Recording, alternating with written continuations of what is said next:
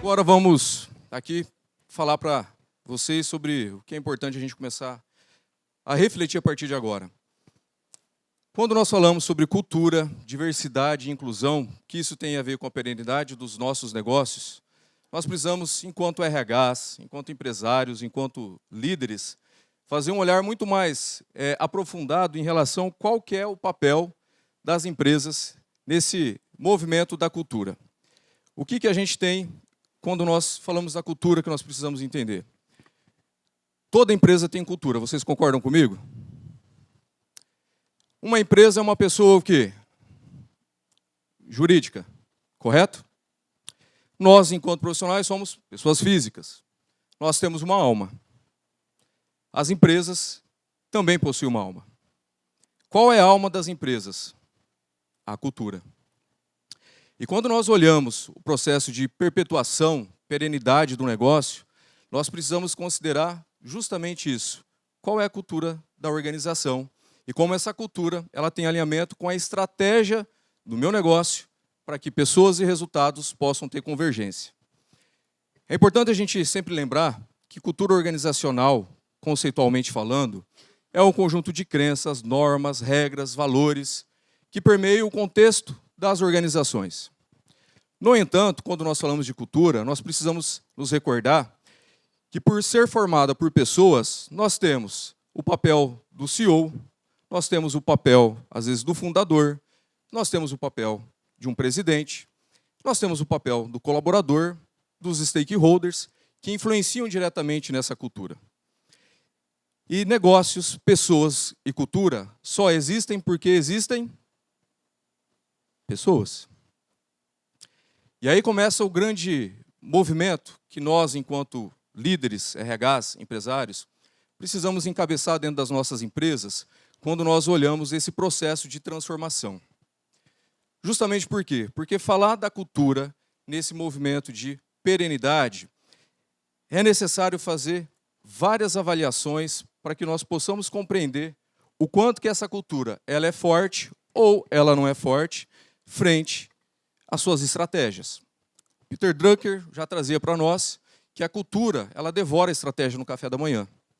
Eu posso ter a melhor estratégia, mas se eu não tiver uma cultura forte, uma cultura que tem alinhamento com essa estratégia, ela não acontece. E nós, enquanto profissionais, precisamos começar a fazer um movimento de trazer o tema de cultura como pauta das nossas reuniões. Responsabilidade de olhar e cuidar da cultura organizacional é de todos. Então, se eu sou um líder dentro de uma liderança nível 1, eu preciso falar da cultura com a minha equipe. O supervisor precisa falar de cultura com a equipe, o gerente, diretoria, presidência. Por quê? Não existe estratégia sem a cultura. E por que muitas estratégias elas se perdem no meio do caminho? Porque não teve cultura para que pudesse fazer esse movimento de tração. Quando nós estamos dentro desse movimento de revalorar a cultura, nós precisamos considerar que dentro da cultura organizacional nós temos alguns movimentos. Primeiro, nós temos um movimento chamado de sombra da cultura organizacional. O que significa esse movimento de sombra da cultura? Sabe, tudo aquilo que acontece na empresa, que ninguém quer olhar, que ninguém quer tratar, mas que a gente vê e a gente sabe que acontece, que impacta no engajamento, motivação e resultado, entrega de resultado das pessoas, tudo isso vai para a sombra da cultura organizacional. E vive lá, como se fosse um fantasma, atormentando a empresa, fazendo com que memórias passadas sejam resgatadas, fazendo com que as pessoas elas possam olhar para trás e se alicerçar, muitas vezes em muletas, para não fazer processo de mudança. Então, essas sombras, né, elas impactam muito em todo o movimento de perpetuação e crescimento de uma empresa. Rodolfo, mas isso é só para empresas grandes? Não, para qualquer empresa, independentemente do tamanho da empresa. Se nós somos hoje um pequeno empresário, nós precisamos olhar o projeto empresarial, nós precisamos olhar a cultura para justamente mitigar ao máximo o surgimento do quê? Dessas zonas de sombra. Olhar o movimento da cultura nos convida também a perceber os movimentos de contracultura.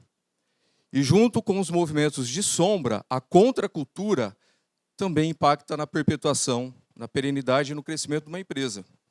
O que é essa contracultura? Eu olho missão, visão, valores, olho, às vezes, ações, né, de employer brand acontecendo, e aí eu olho dentro da minha empresa, enquanto funcionário, e falo, aqui não acontece nada disso. Aqui, eu não sei como esse resultado vai ser atingido, aqui eu não entendo como essa visão ela se conecta. E aí, quando a gente tem esses pontos de contracultura, o que o indivíduo ele começa a fazer dentro das empresas? Questionar. E aí tem as pessoas que questionam só para si, e isso impacta no engajamento só do indivíduo. Tem pessoas que começam a questionar para os outros, e isso começa a impactar no engajamento de todos. E aí isso vai para a Rádio Peão, como muitos, né, conhecem, e começa a afetar o quê? O clima da empresa. Além do movimento da contracultura, da zona de sombra, a gente tem uma área que a gente chama de selfie da organização, que faz parte da cultura. E esse selfie fica registrado o quê? Os eventos mais impactantes que aquele negócio passou. É responsabilidade de quem cuidar disso? De todos. Cada um no seu nível. Por isso que nós precisamos compreender muito qual que é a realidade do nosso negócio para que a gente possa fazer esse processo de revaloração ou aculturamento da nossa cultura. Olha como é importante a gente trabalhar a cultura. Olhando do ponto de vista de um candidato, 63%, né, dos candidatos, uma pesquisa feita pelo LinkedIn esse ano, consideram que é importante ter equilíbrio entre vida profissional e pessoal para olhar uma oportunidade de trabalho. 60% consideram o quê? A remuneração. 40% colegas e cultura. Então, trazer cultura para a nossa pauta é fazer com que esse movimento ele possa trazer não só pessoas boas, mas também garantir o processo de retenção. Só que se nós não deixarmos claro as diretrizes, as premissas, nós temos uma grande probabilidade das pessoas não navegarem dentro desse contexto da cultura. E aí nós precisamos aumentar um pouco mais a nossa mentalidade para compreender que falar de premissas é falar de diretrizes, é falar de resultado, é falar de entrega, é falar de cobrança, é falar de desenvolvimento. No entanto, como a cultura ela é formada por nós, pessoas que estamos dentro de um negócio, nós precisamos compreender que nem sempre é fácil implantar novas premissas, porque é natural do indivíduo a resistência à mudança. E aí mora, na minha opinião, o principal desafio de um gestor de RH, de um líder, de um empresário, justamente por quê? Porque nós sofremos uma influência muito grande de um movimento social coletivista. E nós precisamos entender o quanto que esse movimento social coletivista ele impacta na perenidade das nossas empresas. Para quem não conhece, eu convido a conhecer e a estudar sobre a Anne Rand. Eu, em 2017, tive a oportunidade de começar o doutorado aqui na UEM, na área de aprendizagem organizacional, e ela foi uma das autoras que eu comecei a pesquisar, justamente porque eu entendo que nós estamos dentro de um contexto de trabalho para entregar resultado, performar, ter uma remuneração, crescer, e dependendo da linha na qual a gente está envolvido, nós não conseguimos enxergar esse movimento. E quando eu comecei a estudar ela, eu entendi a importância de nós começarmos a trazer para as empresas não só o conceito, mas em práticas, em vivências, a realidade do objetivismo e do racionalismo. E quando a gente fala de objetivismo e racionalismo, nós estamos falando do quê? De premissas. E premissas nós temos quando nós temos um projeto empresarial, nós sabemos onde estamos, para onde vamos, o que nós vamos entregar. E a Anne ela traz, né, várias citações. Uma das citações que eu quero compartilhar dela com vocês é essa. Você pode ignorar a realidade, mas não pode ignorar as consequências de ignorar a realidade. Revise suas premissas. Ou seja, dentro das empresas, dependendo a cultura, dependendo do perfil do colaborador, quando eu falo perfil, personalidade, comportamento, e dependendo também qual o processo de desenvolvimento desse indivíduo a nível de profissional, pode ser que essa pessoa ela não entenda as premissas e seja uma pessoa extremamente focada no quê? No movimento de questionar as premissas da empresa. Nós precisamos ter pessoas que questionei as premissas da empresa. Mas, além de ter, nós precisamos fazer o movimento do quê? De convidar as pessoas a entender qual é o foco dessa empresa, dessa cultura, desse negócio. Quando nós vamos para esse movimento de construção, nós temos que convidar as pessoas que fazem parte da nossa equipe a entender justamente qual é o movimento que nos une. Se nós não deixarmos claro o porquê nós estamos juntos, as pessoas que fazem parte da nossa empresa, elas somente estarão por um salário. E a base coletivista, ela nos convida a tratar todo mundo como igual. A base coletivista nos estimula a remunerar aquele que não tem performance. A base coletivista faz com que nós tenhamos que seguir modismos do mercado para adaptar a nossa empresa, sendo que muitas vezes não é necessidade da estratégia do negócio ter alguns movimentos de mudança de estratégia, de cultura ou de práticas de gestão. E aí, enquanto um ex-profissional de RH que eu fui, comecei minha carreira no RH, eu tenho uma obrigação muito grande de convidar os colegas da área a repensar esse papel.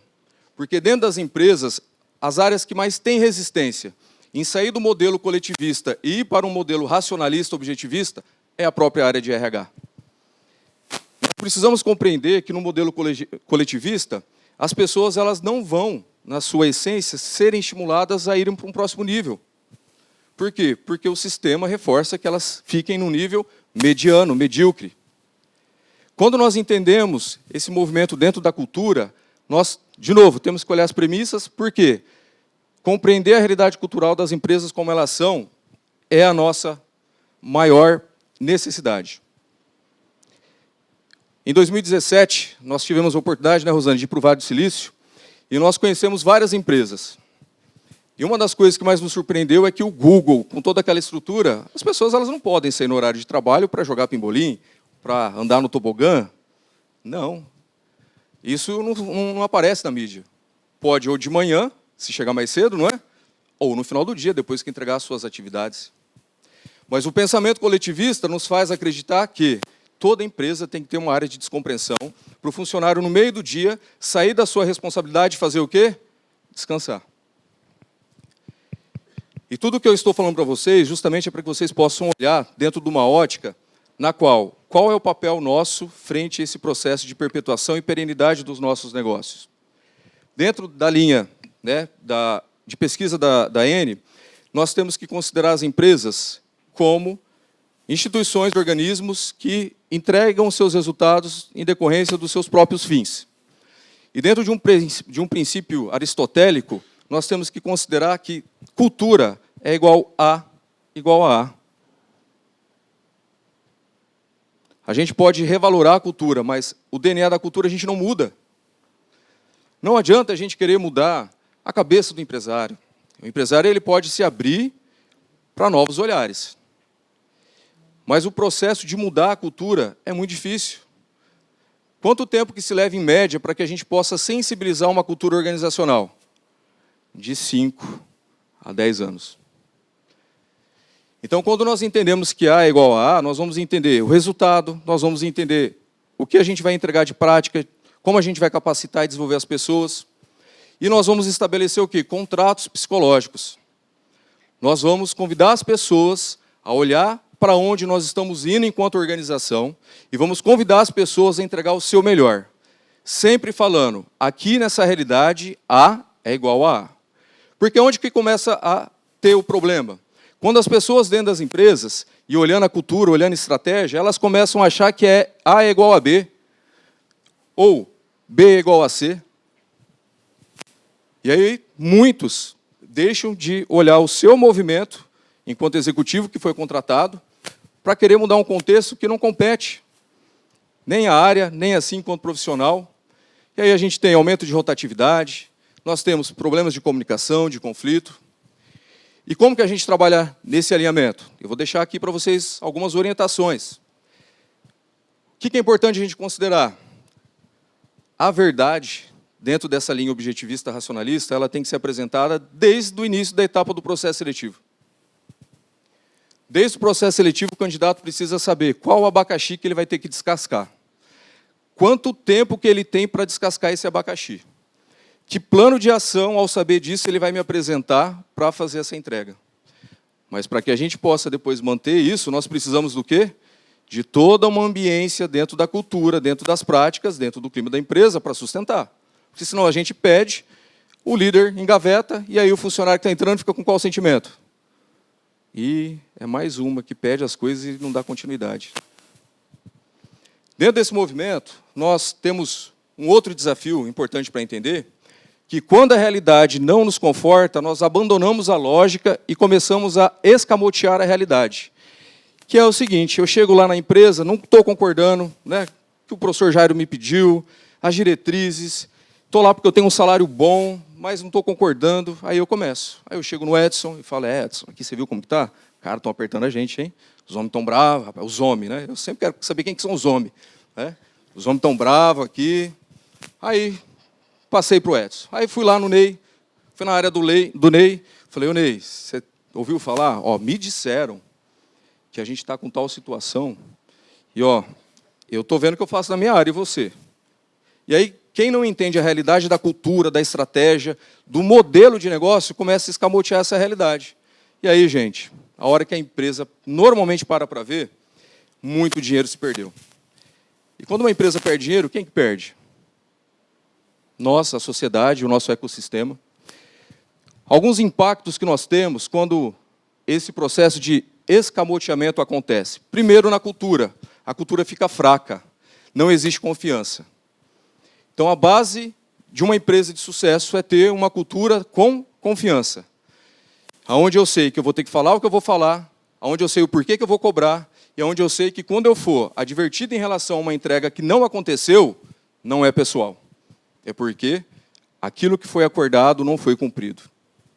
Outro processo que a gente observa na cultura, quando o escamoteamento ele começa a acontecer, são as pessoas começarem a querer mudar a cultura com coisas supérfluas, que não vão impactar diretamente aonde? Na estratégia, no resultado e principalmente no seu crescimento.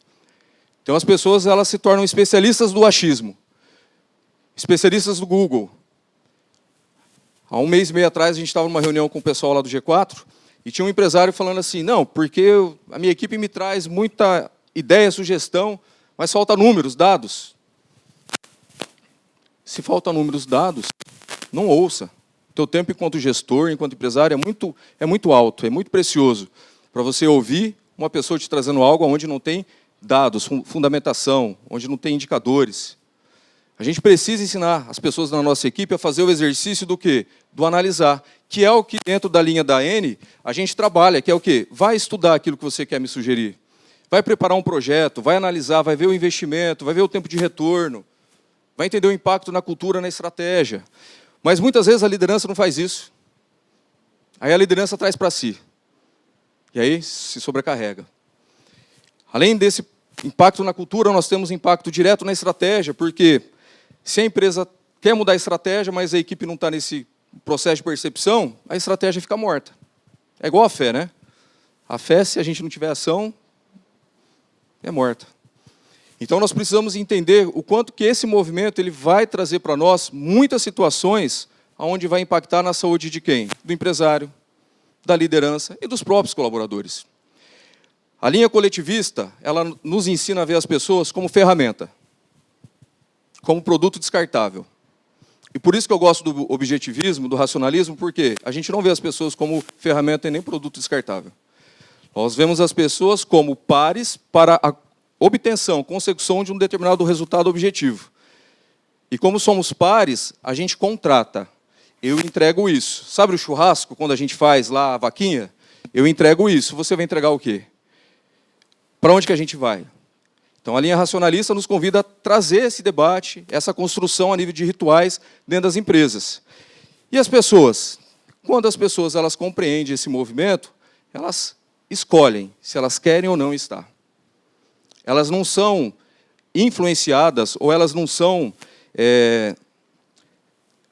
talvez, abduzidas numa cultura que não é verdade.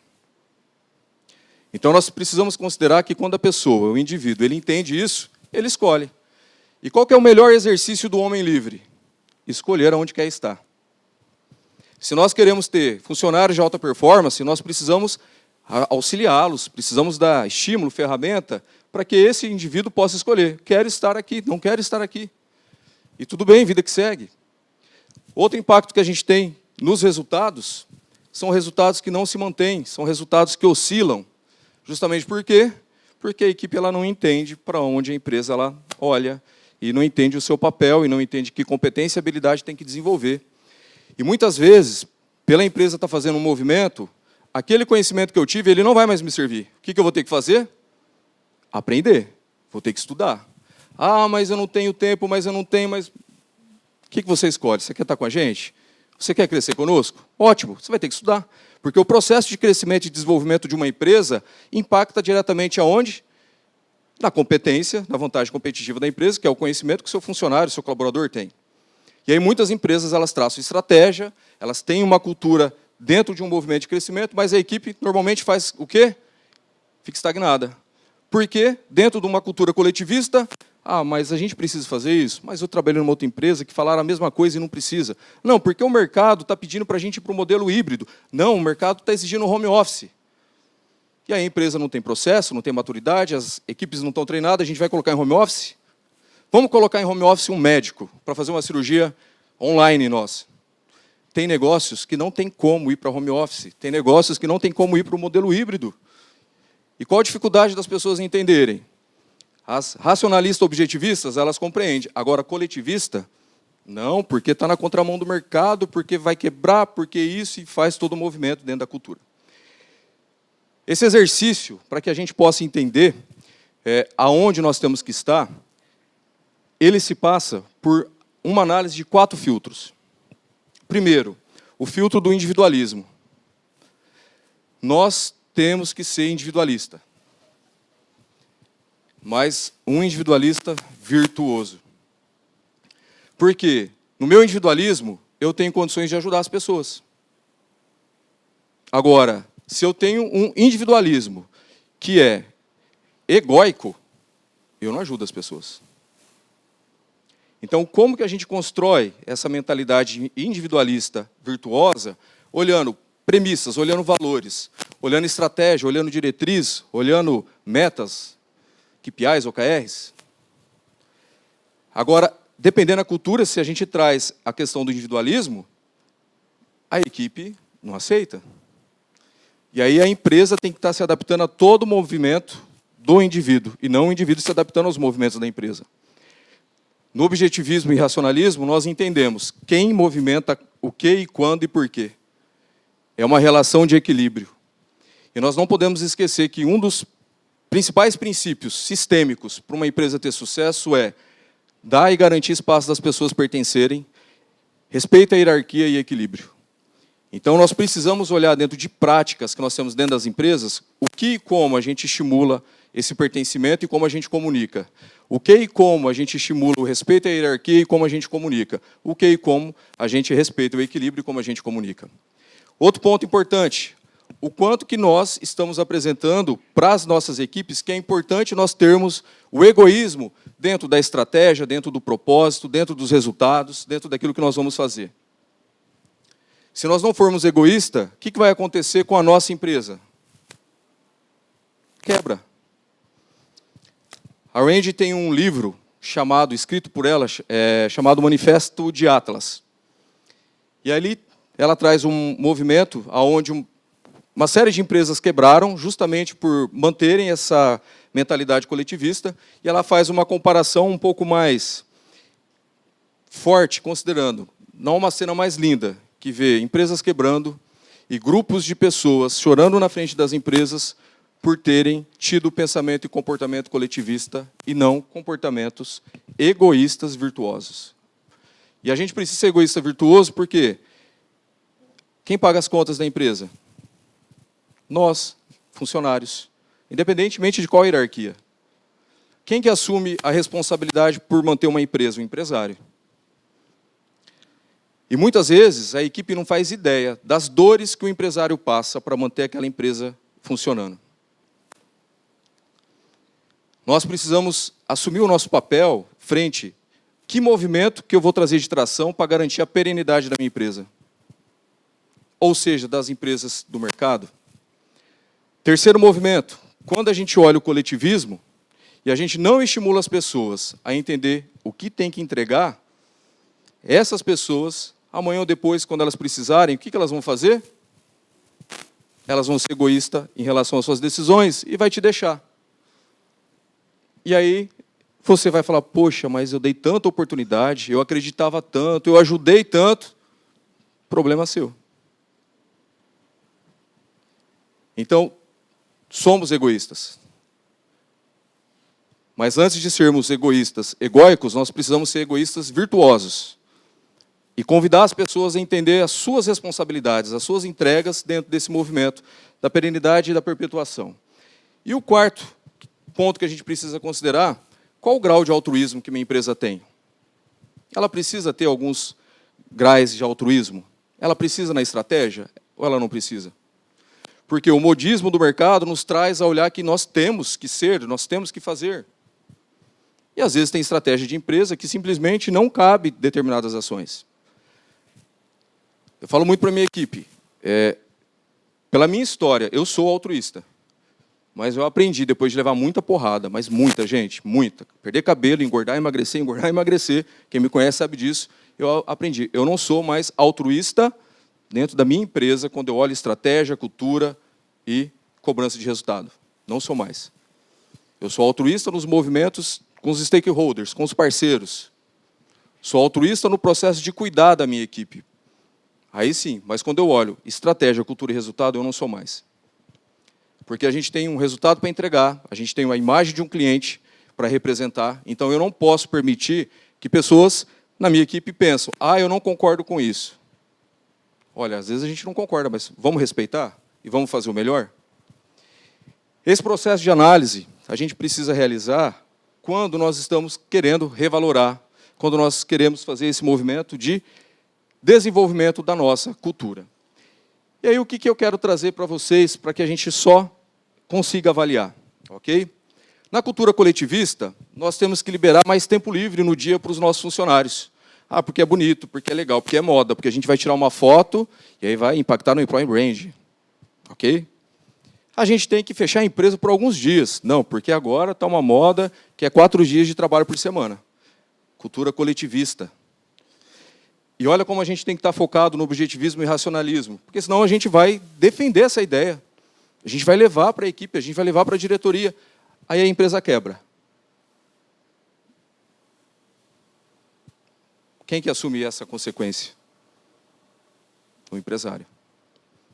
Porque depois, pode ser com menos ou maior tempo, o funcionário ele se recoloca. Mas se eu tenho um pensamento racionalista, eu entendo que amanhã ou depois eu posso estar numa outra empresa. Mas naquela empresa eu fiz o meu melhor. Naquela empresa eu fiz aquilo que cabia a mim. E aí isso se torna o quê? Integridade. Ontem a Sônia fez um movimento num grupo de RH que a gente participa que eu quase não respondo ao WhatsApp, mas eu tive que responder. Uma porque eu amo a Sônia. Sônia Rossi foi minha mentora, foi minha diretora na Gazin. E hoje é uma das pessoas que, quando eu preciso sentar, eu converso com ela, o seu Jair, que estão aqui. Pediram uma indicação de uma contratação lá para a Gazin. A Sônia não está mais na Gazin. A Sônia não tem obrigação nenhuma de compartilhar currículo com quem pediu que está na Gazin. E ela, com o astral dela, com a moralidade e integridade que é dela, quem conhece sabe, está aqui, 15 currículos. E eu falei, Sônia, você é quem você é, até quando você não quer ser. Por que eu quero trazer esse exemplo da Sônia? Porque nós temos que ser íntegros naquilo que a gente acredita. E ser íntegro significa o quê? Nós entendermos se é bom para o contexto da empresa, cultura, estratégia de negócios ou não. Porque senão a gente vai levantar algumas bandeiras. E isso não vai ajudar a nossa empresa a crescer e a perpetuar. Ou trabalho de home office, ou ações relacionadas, à comunidade LGBTQI+.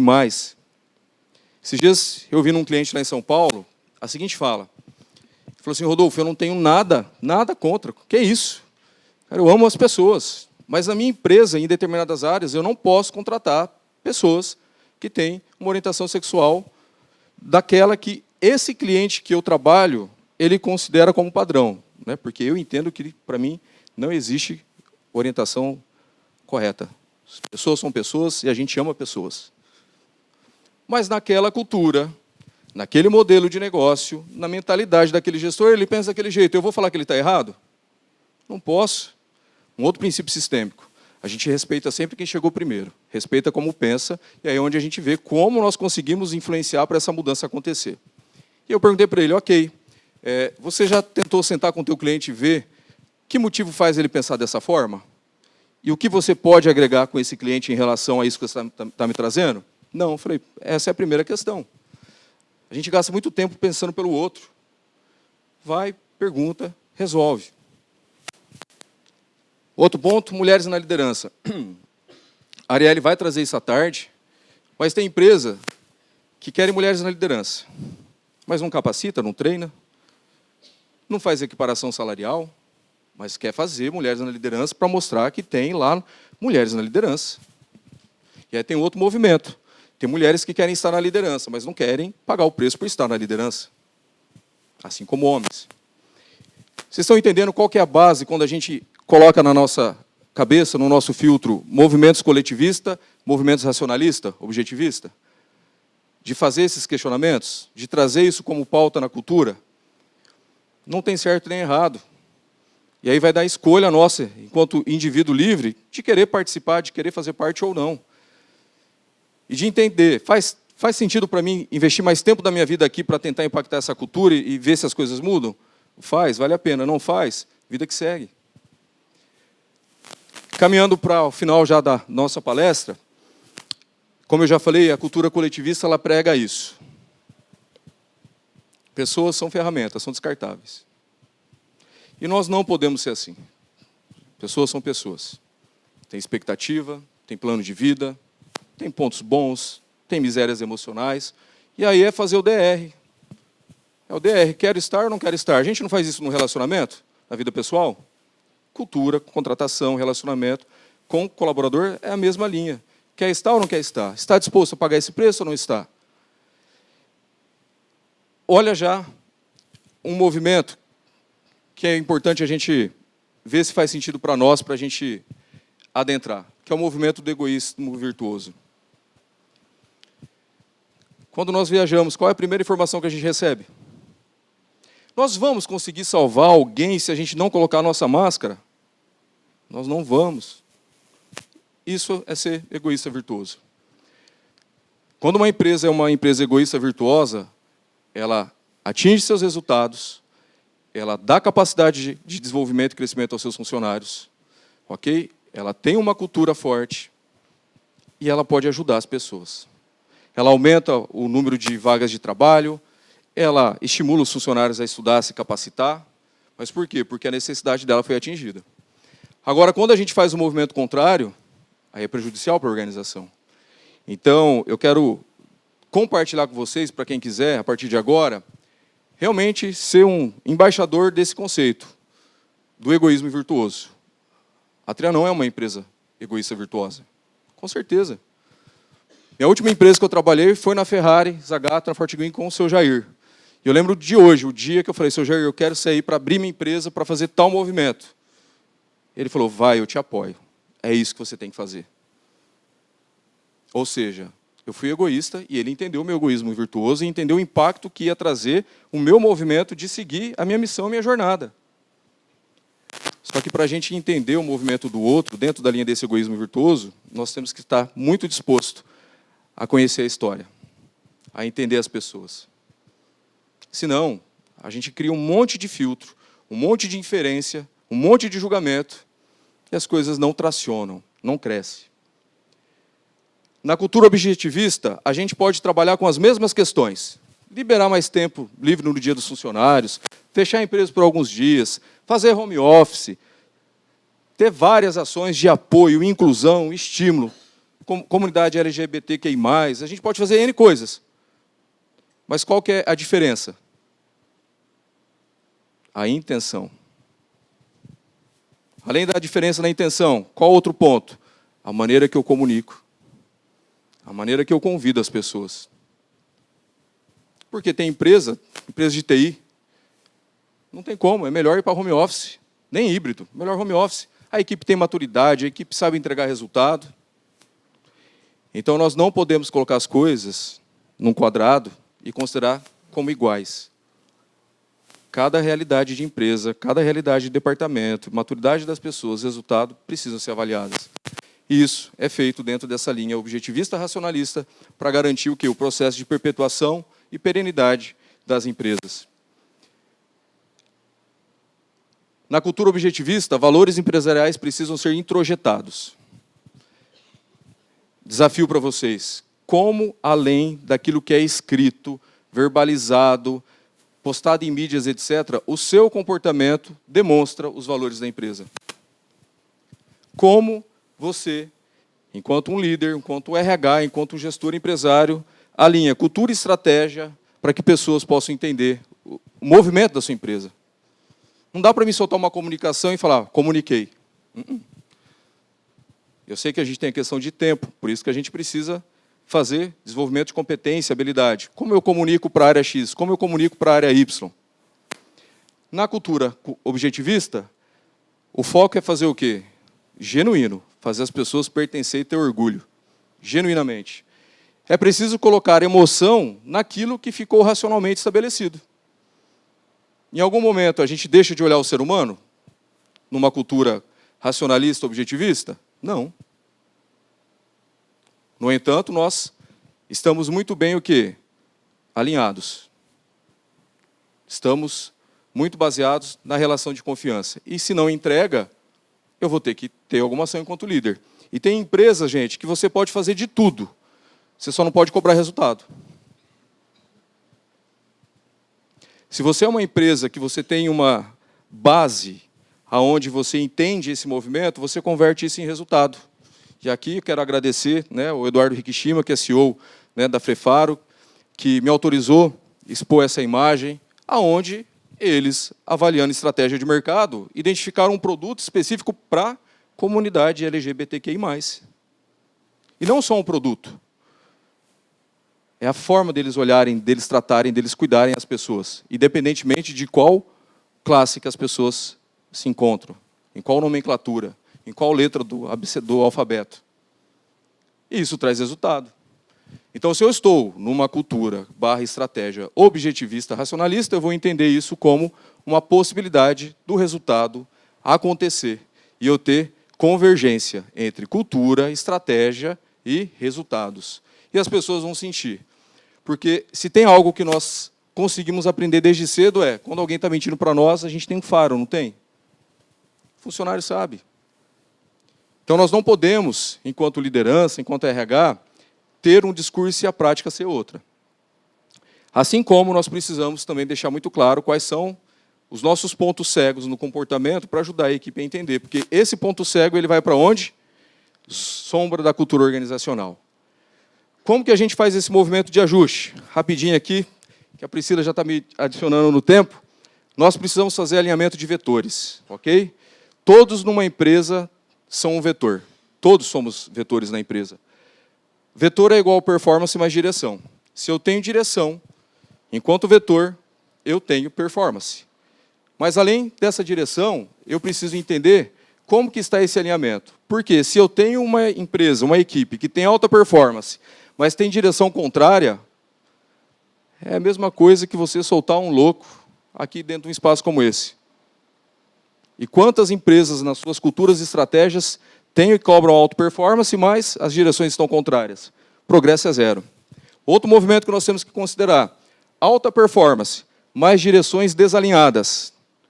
Recursos subutilizados. Pessoas saem, o ruim fica, o cliente não é bem atendido. Qual que é o desafio? Alta performance mais vetores alinhados. Por isso que nós precisamos, sim, olhar projeto empresarial, a gente precisa olhar estratégia, a gente precisa olhar cultura, OKR, KPIs, etc. Esse é o princípio da gestão libertária. Alta performance, vetores alinhados e máximo progresso. E aí, quando a gente começa a trabalhar dentro desse olhar objetivista racionalista, nós podemos responder essa pergunta. Você recontrataria com entusiasmo todas as pessoas do seu time de hoje numa segunda vez? Porque se você responder que não, além de você ter que contratar o serviço da Trianon de recrutamento e seleção, é importante você entender o seguinte: por que essa pessoa está na sua equipe? Dá para resgatar? Dá para recontratar psicologicamente ou não? O que nós podemos fazer? Custo de uma contratação errada. Fizemos um post esses dias lá no nosso LinkedIn, Instagram. Pessoal, 15 salários. 15 salários. Qual que é a fonte? Fizemos essa pesquisa em parceria lá com o time do G4, considerando empresas no Brasil e fora do Brasil. Então, olha o prejuízo que nós temos. E quem paga? Empresa? Empresário? Nós? Ok? O que a gente precisa ter? Frameworks. E aí, nós trabalhamos muito forte quando nós vamos para a consultoria, na parte de consultoria em RH, em olhar isso. Framework, vamos capacitar a equipe. Então, alinhe as pessoas com os objetivos da empresa. Primeiro movimento. Alinhe equipes individuais. Eu sou do RH, mas eu preciso entender os outros departamentos, os desafios, né, as dores. Alinhe os objetivos da empresa com as necessidades do cliente. E eu preciso entender isso, porque senão eu trabalho numa área onde eu só olho a minha área e não me conecto com o todo. Pessoas bem treinadas podem se tornar sua estratégia competitiva. E treinar pessoas exige tempo, exige estratégia. Como que nós estamos capacitando a nossa equipe para esse movimento? E dentro de uma cultura, para que nós possamos trabalhar diversidade e inclusão, porque o que eu procurei trazer para vocês justamente são essas reflexões. Entender esse contexto de diversidade, coletivismo, racionalismo / objetivismo, que faz parte da sociedade, que impacta dentro da cultura quando nós estamos trabalhando com pessoas, e entender se esse alinhamento não é feito, o que nós vamos ter quando nós olhamos a perenidade da nossa empresa. Por isso eu quero deixar um exercício de casa para todos vocês. Qual é o exercício de casa? Primeiro, o quanto que eu entendo racionalmente os objetivos e para onde minha empresa vai e o resultado que ela entrega. E como eu comunico isso para as pessoas. O quanto que eu sou honesto naquilo que eu espero das pessoas e quanto aquilo que eu acredito que as pessoas esperam de nós e o quanto que a empresa comunica. O quanto que eu sou íntegro nessa comunicação e quanto eu convido as pessoas a se responsabilizar por aquilo que elas não cumprirem e deixá-las cientes das consequências daquilo que elas não cumprirem. O quanto que eu estimulo as pessoas a terem independência de acordo com o seu grau de maturidade para que esse resultado, esse trajetar da pessoa dentro da empresa, dentro dos seus processos de trabalho, possam trazer resultado. O quanto a produtividade é importante, que metas que a gente tem, que indicadores a gente tem estabelecido. O quanto que trabalhar o senso de justiça, que é o senso de pertencimento, vai fazer com que a empresa ela possa ter um alinhamento muito mais apropriado. E, por último, o quanto que a gente estimula as pessoas a terem orgulho de fazerem parte, de estarem na sua empresa, de cumprirem o seu propósito. Então, essas reflexões, o objetivo justamente foi para que nós, que estamos aqui, possamos revalorizar e aculturar de uma maneira que seja, de acordo com a estratégia e a cultura, aquilo que uma empresa precisa. E sabendo cascatear isso para a equipe e comunicar isso para o mercado. Não é um processo simples. Mas quando nós temos pessoas alinhadas e a cultura da empresa querendo esse movimento, isso acontece.